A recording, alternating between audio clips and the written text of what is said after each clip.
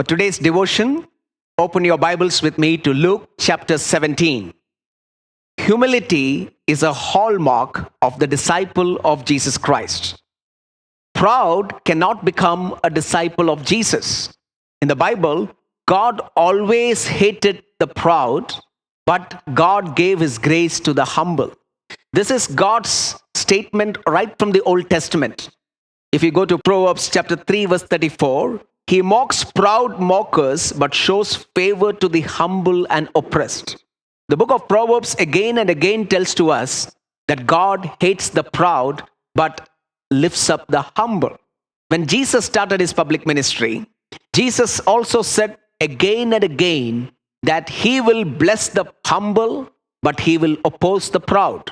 In Gospel of Luke chapter 14 verse 11, for all those who exalt themselves will be humbled, Jesus said, and those who humble themselves will be exalted. Jesus said it again according to Luke in chapter 18 and this verse 14.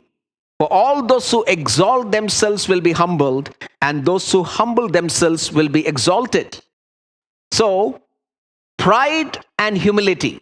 God blesses the humble, but God brings down the proud. This is an ongoing theme of the Holy Bible. If you come to the writings of Peter and James, they also take this quotation and say, God opposes the proud, but God lifts up the humble. Pride leads to the list of attitudes that God hates. On the other hand, humility leads to the list of attitudes that God loves. Well, this morning, I want to give you 4 areas of developing humility as a disciple of the Lord Jesus Christ. Open with me your Bibles to Luke chapter 17, and I've titled today's message, The Forgotten Path to Greatness, Humility. I repeat it again, The Forgotten Path to Greatness, Humility. I read from NIV version of the Holy Bible, Luke chapter 17, verse 1 to 10. Jesus said to his disciples, things that cause people to stumble are bound to come, but woe to anyone through whom they come. It would be better for them to be thrown into the sea with a millstone tied around their neck than to cause one of these little ones to stumble. So watch yourselves. If your brother or sister sins against you, rebuke them, and if they repent, forgive them. Even if they sin against you 7 times in a day, and 7 times comes back to you saying, I repent, you must forgive them. The apostles said this to the Lord, increase our faith. He replied, if you have faith as small as a mustard seed, you can say to this mulberry tree, be uprooted and planted in the sea, and it will obey you. Suppose one of you has a servant plowing or looking after the sheep. Will he say to the servant when he comes in from the field, come along now and sit down to eat?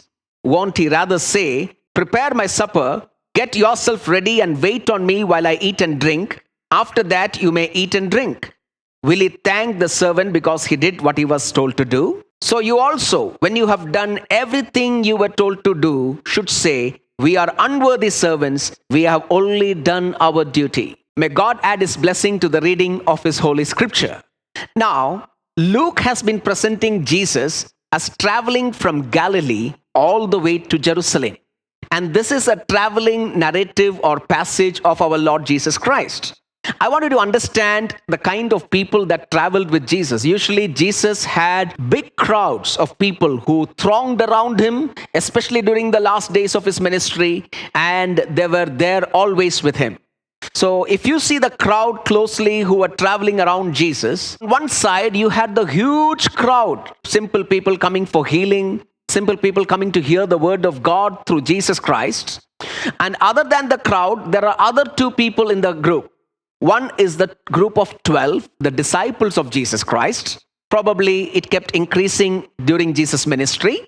And these are the disciples whom Jesus is investing his life and teaching into, so that after his death, burial, and resurrection and ascension, these disciples will take forward the gospel of God, the gospel of the good news to the ends of the world. So Jesus is investing upon his disciples and is teaching his disciples.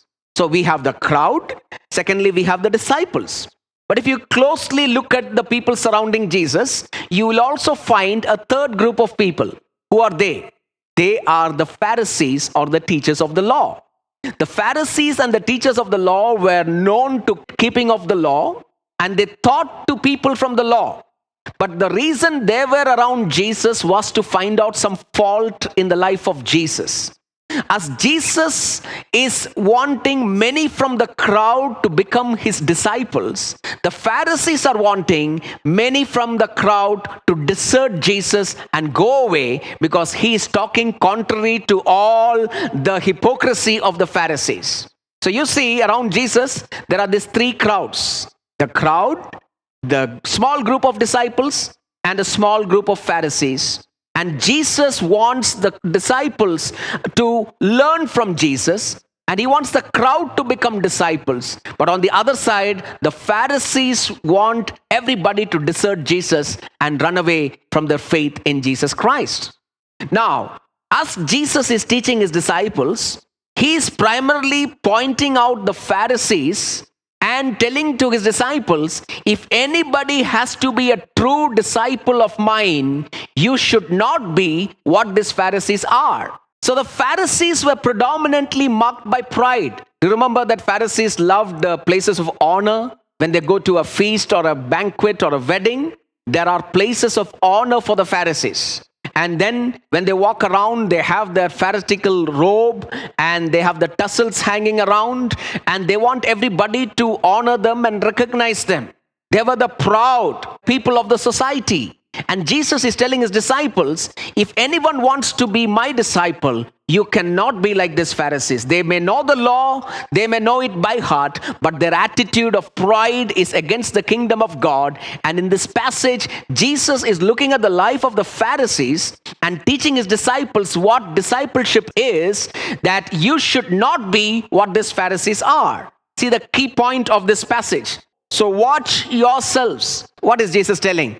You better watch yourselves, otherwise you will also become like these Pharisees. Pride can come into you at any time, and if you become proud, you will not be useful for the kingdom of God. Friends, it is an amazing passage. I am going to get into this passage. I would love you if you can take a pen and write down, because this is going to make a big difference in the life of a disciple. And if you are serious about your discipleship, this is a wonderful message for you to learn, so that we can learn what is discipleship all about. From this passage, I want to give you 4 attitudes of humility that a disciple practices. Come to point number 1. Humble people do not cause anyone to stumble. Humble disciples do not cause anyone to stumble. Let me ask you, you are a believer of the Lord Jesus Christ. Do you cause anyone to stumble? Open your Bibles to Luke chapter 17, verse 1 to 2.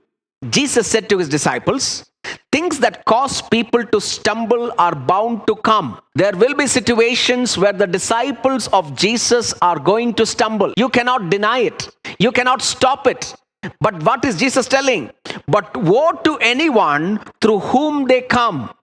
Woe to you if a brother or a sister in faith stumbles in their faith or sins because of you. Woe to such a person. See, when we are in our Christian life, many times believers of the Lord Jesus Christ will stumble over many things. But what Jesus is telling is, you cannot avoid that such a situation. But if there is a single believer or a brother or a sister is causing the disciples of Jesus Christ to stumble or causing them to sin, woe to such person. You may be asking me, Pastor, how can disciple cause somebody else to stumble? Because it's our own faith. It's a personal relationship with Jesus. You see, when the world looks at you, and you are a different person in front of God, you are a different person in the church, and when you go out, you are a different person. The new believer who is watching you and seeing your lifestyle will say, oh, he is such a wonderful believer at church, but now I see him as a totally different person. A total different character from church and outside. That is a character that will cause people to stumble. Is your life like that? Is my life like that? When people see me at the marketplace, when people see me at my workplace, I'm an altogether different person. I don't practice Christian values. Probably Such lifestyle can make other new disciples to stumble. You can also be a stumbling block for non-believers to come to faith, because when they see such lifestyle, they will say, what kind of God we are serving? Friends, our life can be a stumbling block to others if we are not careful. But if we live out the true Christian life, our lives can be a blessing for others to come to Jesus and glorify the name of Jesus. Other ways we can stumble is the words that we use. How are we? Our words, our actions, the way we behave, we can make people stumble. And Jesus is telling, woe to you if someone stumbles in their faith because of you. And Jesus is also telling them what should happen to them in chapter 17 and it's verse 2. It would be better for them to be thrown into the sea with a millstone tied around their neck than to cause one of these little ones to stumble. Jesus is calling his believers little ones. Who are these little ones? These little ones are new believers in the Lord Jesus Christ. Okay? In Matthew chapter 18, Jesus took little children in his hands, and taking these little children, he was talking about the values or the way a believer should behave. And you see, come to Matthew chapter 18, verse 6. If anyone causes these little ones, those who believe in me, to stumble. If you are a new believer, and if somebody causes you to stumble, or if you are a believer and you cause somebody to stumble, in Matthew, Jesus said, it would be better for them to have a large millstone hung around their neck and to be drowned into the depths of the sea. We are not supposed to be a stumbling block to anybody, my dear friends. Why? Because my God values every disciple very preciously. Every disciple is valued by God. How you treat other believers is very important to God. And the one who causes others to sin is guilty before God. One who causes others to sin is guilty before God. And Jesus said, it's better for them to tie a large millstone around their neck and be thrown into the depths of the sea. Now, a millstone is a very heavy stone used for farming. And Jesus is telling, you better tie a millstone and you die rather than being a stumbling block for somebody. Why is Jesus telling such harsh words? Because Jesus is telling, if you continue to live as a believer and be a stumbling block to other believers, you will end up getting more punishment from God in eternity, more punishment and more discipline from God. Rather, it's better for you to die now so that your punishment is less for making yourself a stumbling block for other people. You know, in the Jewish faith, they never considered a death by drowning as a good sign. Jews never practiced any punishment of death by drowning, but the Romans practiced that. For Jews, it was an aversion. And Jesus is telling, even if you have the worst kind of death, don't worry about it. I don't want you to accumulate punishments from God because of being a stumbling block to other believers. Okay? So what did we learn now? First of all, we understand that humble people do not cause anyone to stumble. Moving forward, the second point about humility from this passage is that humble people are eager to forgive. I repeat it once again. Humble people are eager to forgive. It is the proud that cannot forgive anybody. Are you keeping a grudge against anybody? And are you feeling that you are unable to forgive? God is calling you to render forgiveness to such people this morning time. Come to Luke chapter 17, verse 3 to 4. If your brother or sister sins against you, rebuke them. And if they repent, forgive them. Even if they sin against you 7 times in a day, and 7 times comes back to you saying, I repent, you must forgive them. Believers of the Lord Jesus Christ, disciples of the Lord Jesus Christ, are not to keep any grudge against anyone. We are supposed to forgive them. Remember, Jesus taught us how to pray. In Luke chapter 11, verse 4. Forgive us our sins, for we also forgive everyone who sins against us.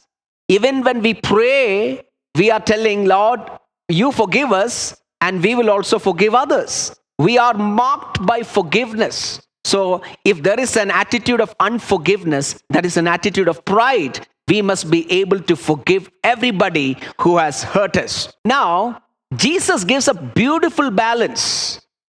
Jesus is not telling that if somebody keeps hurting you and somebody keeps damaging your reputation or somebody keeping on hurting you, you just keep quiet. No, there's a beautiful balance over here.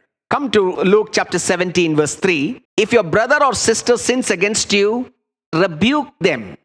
And if they repent, forgive them. You render forgiveness to somebody and they keep on doing the same offense to you, what you're supposed to do? You are supposed to confront them in a loving way, and you're not supposed to rebuke them. And when you rebuke them, if they ask for forgiveness, there is no grudge. There is no holding back anything. We are supposed to give them unconditional forgiveness. So if you are facing a situation where somebody is keeping on taunting you or somebody is keeping on hurting you, and your one-sided forgiveness has been practiced, the Bible tells us that we should talk to them and we should rebuke them with love. And if they are willing to correct their ways, you render forgiveness to them. But what if they are not willing to listen to you?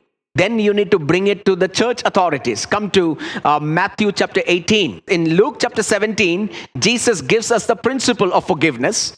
But in Matthew chapter 18, we can find how it has to be practiced in a community, especially a Christian community as a church or as a family. Come to Matthew chapter 18, verse 15 to 17. If your brother or sister sins, go and point out their fault just between the two of you. If they listen to you, you have won them over. So your intention to speak to your brother about their sin is not because of anger, not because of revenge, but it is to win over that brother in our true Christian love. And if that happens, praise God. We also render forgiveness and things are sorted out. But sometimes they may not listen to us. So what do? Matthew chapter 18, verse 16. But if they will not listen, take one or two others along, so that every matter may be established by the testimony of 2 or 3 witnesses. If they still refuse to listen, tell it to the church. And if they refuse to listen even to the church, treat them as you would a pagan or a tax collector. So Jesus is giving very practical ways how to deal with hurt as a disciple of Jesus Christ. First of all, if it is continuing again and again, you talk to them in love and you win over your brother. But if they still don't listen, take 2 to 3 elders or 2 to 3 witnesses who are believers and speak to that person. But if they still do not listen, then you need to bring it to the notice of the church and excommunicate that person from the church community, because such people cannot be a part of the church. If somebody is a stumbling block, if somebody causes new believers to stumble, if the life is not matching up, and if somebody is spreading slander, such people have no part in the kingdom of God. Friends, many people think the discipleship is very easy. Many people feel the gospel is a very simple message. But I'm here to tell you, it is not an easy thing to follow Jesus Christ. There is a price to be paid, and there is a lifestyle to be lived to be a true disciple of the Lord Jesus Christ.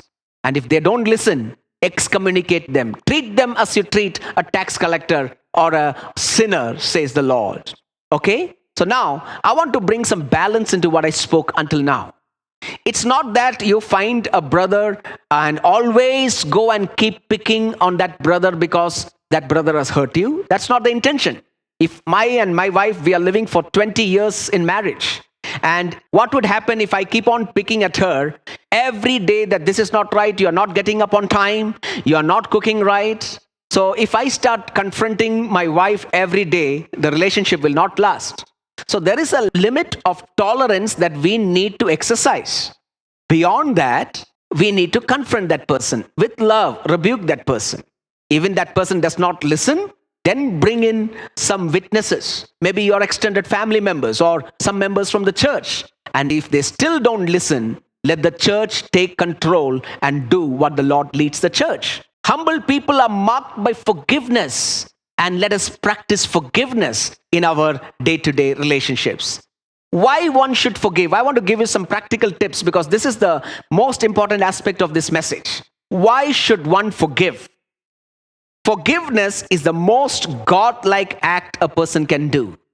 Forgiveness is the most godlike act a person can do. Come to Matthew chapter 5, verse 44 to 45. But I tell you, love your enemies and pray for those who persecute you, that you may be children of your Father in heaven. So when you love your enemies and when you forgive people who have hurt us, you become like the children of God. And people can see the character of God in us. Forgiveness is the most godlike act a person can do. Second reason we must forgive, because whoever has offended you has offended God more. I tell it again. Whoever has offended you has offended God more. For example, somebody has offended me. The Bible says that person has offended God more than he has offended me. And when that person asks God for forgiveness, if God can forgive that person, what stops me in forgiving that person? Friends, do you remember David fighting the Ammonites, and he chooses to stay back in the palace, and he sins against Bathsheba during that time. He commits adultery with her, and a child is born in her womb. All of a sudden, he brings back her husband Uriah, and 2 days he forces him to go to his house. But Uriah stays in the palace. He decides, I'm not going to stay with my wife when the country is in war. And finally, David sends him back to the battlefield. David comes out with a master plan, a tricking plan to kill or assassinate Uriah in the battlefield. And that just happened. David has just committed adultery with Bathsheba, and now he has murdered her husband. He thought that nobody would know this mistake, but all of a sudden, God sends his prophet Nathan and confronts David regarding his sin. And Psalm 51 is a psalm that David is crying out to the Lord in true repentance. And do you know what David said? In Psalm chapter 51, verse 4, against you, only you have I sinned and done what is evil in your sight. By the way, whom did David sin against? David sinned against Bathsheba. David sinned against Uriah. By committing adultery with Bathsheba and conceiving a child, David sinned against his own sons. David also sinned against Israel, over whom God has appointed him as the king. He has sinned against so many people, but when he's crying to God in repentance, he's telling, against you only, Lord, I have sinned. What am I telling, friends? Every offense to anybody is an offense to God. If you offend anybody, God is offended. If somebody offends you, God is offended. And when everybody calls to God, God forgives. So why am I not able to forgive the one who has offended me? We must forgive, because whoever has offended you has offended God more. Here is the third reason why we must forgive. Failure to forgive results in divine chastening. If you don't forgive others, God will discipline you. That's what the Bible says. James chapter 2, verse 13. Judgment without mercy will be shown to anyone who has not been merciful. When you are not able to forgive, and I am not able to forgive, we are asking God to discipline us. I've seen a lot of Christians, a lot of believers being disciplined by God just because they're unable to forgive. They're carrying all the grudge against the other person and coming and worshiping God. Another reason to forgive. Unforgiveness makes you unfit for worship.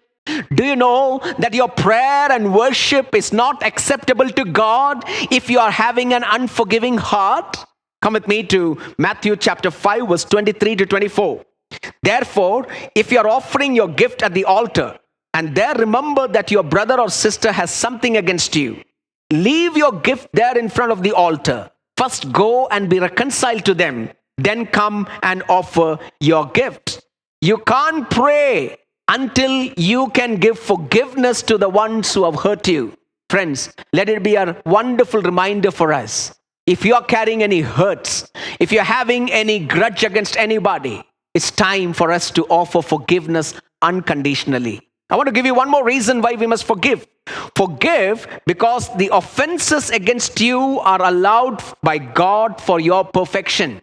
God allows all those hurts and those offenses to perfect us. James chapter 1, verse 2 to 4. Consider it pure joy, my brothers and sisters, whenever you face trials of many kinds, because you know that the testing of your faith produces perseverance. Let perseverance finish its work so that you may be mature and complete and not lack anything. The trials that you're going through when somebody offends you, it is perfecting you and maturing you, and God is causing it for your perfection. Peter spoke on the same lines. 1 Peter chapter 5 and his verse 10. And the God of all grace, who called you to his eternal glory in Christ, after you have suffered a little while, will himself restore you and make you strong, firm, and steadfast. Friends, God is asking us to render forgiveness without any condition. If somebody offends us, rebuke them. And if they do not listen, take it to witnesses and deal it with the church. But do not make it a habit to bring everything to notice. Sometimes we have to offer forgiveness, and when people ask us for forgiveness, give forgiveness freely. We just looked at 2 marks of a humble disciple. A humble disciple will not be a stumbling block for anybody, and a humble disciple will easily forgive others. Now remember, who is hearing this? The disciples are hearing Jesus speaking this, and this is a tough standard to follow, and they are feeling that, Lord, can we ever follow such a principle? And they talk to themselves. Luke chapter 17 verse 5. The apostles said to the Lord, increase our faith. The apostles were telling, Lord, by our own ability, we cannot do that. With this level of faith, we cannot do that. We need more of a faith in you. Humble people recognize their weakness. Friends, have you ever understood in your Christian life that many times the requirements of the Bible is very difficult for us? I have wondered many times, Lord, how am I able to practice all that is written in the Bible? But one thing I understand, I cannot live the standards of the Bible by my own merit. But if I have faith in God, if I ask God for more faith, He will enable me to live out a holy life, even when it is difficult in this corrupt world. So we cannot live a good Christian life by our own merit. It is purely by the grace of God. It is God who strengthens you to do what is written in the Bible. Amen? One thing I have understood, friends, the more we read the Word of God and the more we understand God, the more we feel unworthy to come before God. And that is the true battle of a Christian. The more we know about this great God, the more unworthy that we feel. And if you are having that feeling, that is a good feeling, because that is the feeling of a humble heart. Humble people recognize their weakness. You know what Jesus said to such a thought? Jesus said in Luke chapter 17, verse 6, if you have faith as small as a mustard seed, you can say to this mulberry tree, be uprooted and planted in the sea, and it will obey you. Jesus is telling you need to have a faith of a mustard seed. Now, it is probably the smallest seed in our homes. And even during Jesus' time, it was one of the smallest seed in that place. And as Jesus was talking to his disciples, probably he saw a mulberry tree. Rabbis believed that the mulberry tree would live up to 600 years. And its roots are so intercoiled, it is difficult to uproot them. And Jesus is telling, if you have a small faith as a mustard seed, you will ask this mulberry tree to be uprooted, it will be uprooted. What is Jesus telling? You will not be able to practice Christian ethics and Christian lifestyle by your own merit. You believe in Jesus, and it is He who strengthens you to live up to the expectations of the Holy Bible. You will be able to do supernatural things that you cannot do it in human understanding if you just believe in the Lord Jesus Christ. The disciples are telling, Lord, increase our faith. Jesus is telling, you just got to have a little faith and believe in me, and you will be able to do what I am doing. Amen? Friends, I just told you 3 ways a humble disciple of Jesus behaves. And I want to tell you the 4th way right now. Last one. Humble people reject honor as unworthy servants. Humble people reject honor as unworthy servants. The Pharisees were all for honor. They wanted places of honor. They wanted people to applaud them for their giving, their tithes and their teachings. They liked all that. But true disciples of Jesus Christ will reject honor. Are you looking for people's recognition? Are you looking for people to honor you? Or are you looking for God to honor you?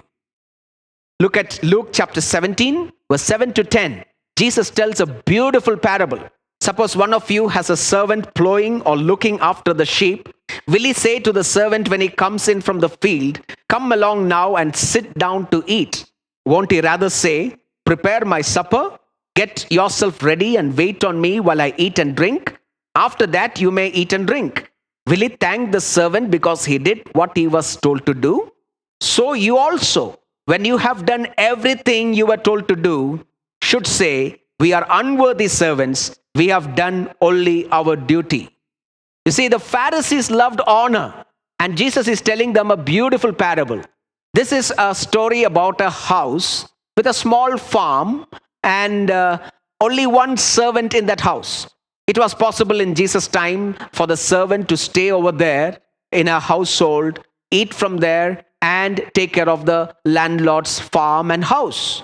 So this servant's job is every day he has to go to the farm, take care of the sheep, and finish taking care of the sheep. He has to come back in the afternoon and prepare a good meal for the master. That is a part of his job. So Jesus is telling, when a servant finishes his job of taking care of the sheep and comes home, will a master thank him? No, there is no need to thank him because he is doing his job and is getting salary for that. And the master will also not tell to the servant, "You sit down and I will cook and give it to you." No, the master will say, "You go to the kitchen, cook for me and bring my feed," because it is the servant's job. This servant has just done his duty. What is Jesus telling? Jesus is telling that we are the servants of God. And when we do live a good Christian life, sometimes God will honor us right in this world. When ministers of God do good ministry, there will be days of honor. People will recognize that person. People will honor that person.